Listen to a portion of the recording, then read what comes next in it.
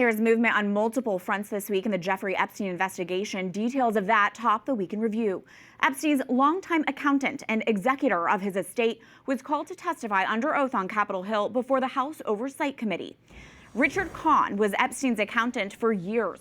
He told lawmakers he had not personally seen evidence of Epstein's sexual abuse, but provided a fuller picture of how Epstein acquired his wealth, which at one point was over $750 million, and how he spent it at his various properties. Kahn is mentioned more than 50,000 times in the Epstein files. As executor of his estate, Kahn also managed payouts of more than $121 million from the Epstein's Victims Compensation Fund to more than 135 survivors. Also this week, the New Mexico Department of Justice launched a search at a sprawling property Epstein used to own, known at the time as Zorro Ranch. Some Epstein victims say they were abused and trafficked at the remote and isolated estate near Santa Fe. The property has changed hands since Epstein's death in 2019, and evidence has likely been lost. But recent Epstein file mentions have spurred state authorities to open a criminal inquiry. The alleged scale of abuse in the Epstein case has shocked the world. EWTN News In Depth talked exclusively with a New Mexico rancher whose family sold Zorro Ranch to Epstein. Here's reporter Mark Irons. The apparent first-time search of Jeffrey Epstein's Zorro Ranch in New Mexico comes 7 years after the death of the convicted sex offender who was charged with trafficking underage girls and, according to allegations, committed crimes here decades ago. It's definitely too little too late. A day before the New Mexico Department of Justice began the search, just outside the property, New Mexico resident Amanda Cisco joined other protesters alongside family members of Epstein accuser Virginia Giuffre, demanding justice for victims. It feels like girls and women aren't believed. A former worker at Zorro Ranch provided EWTN News In Depth with these pictures taken in 2003 of the outside and inside of the property. And now, in an exclusive interview, we're learning more about Epstein's time here from a member of the family that sold him the ranch. He fooled a lot of people. He was powerful. He gave money to a lot of politicians.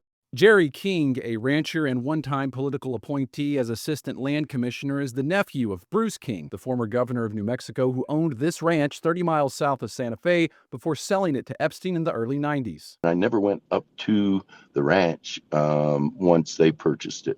King, who says he never met Epstein and claims he avoided conflicts of interest during his time at the land office, did call himself a friend of former New Mexico Governor Bill Richardson. When I would see him every once in a while, he would ask me, he says, you been out to Epstein's? That's your guys' ranch, and it was sort of tongue-in-cheek. Richardson received campaign donations from Epstein, and in a deposition, Virginia Giuffre alleged he was one of the men she was directed to have sexual encounters with. In a response, he said he'd never met her and denied any wrongdoing.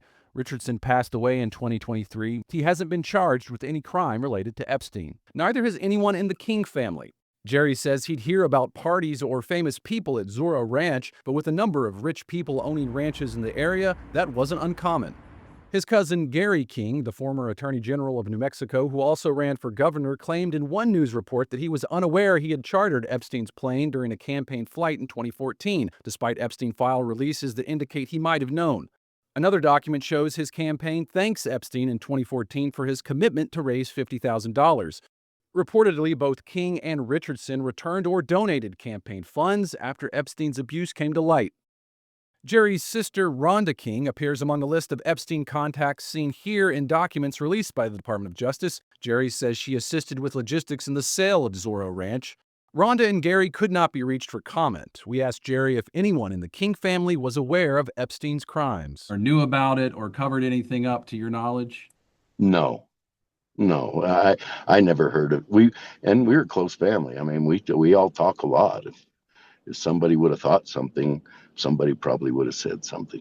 EWTN News In Depth spoke with two former workers at Zorro Ranch. Both said photographs depicting nudity were openly displayed around the New Mexico mansion. One said they included girls. The other said they showed young women.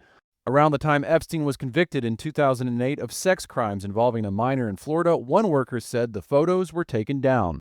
We always should have done more. I think it is too late by a lot of measures.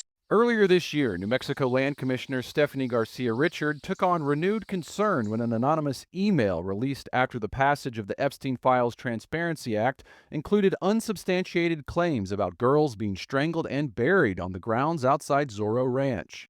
Garcia Richard was among those calling to reopen the state investigation that briefly started, then stopped in 2019. Even without support from the federal government, we should be digging into what occurred here, even at this late date. Mark Irons, EWTN News In Depth. The current owner of the former Epstein Ranch is fully cooperating with law enforcement authorities. He says he plans to turn the property into a Christian retreat. Mark Irons continues to work on this story and will have more from Zorro Ranch in the weeks to come.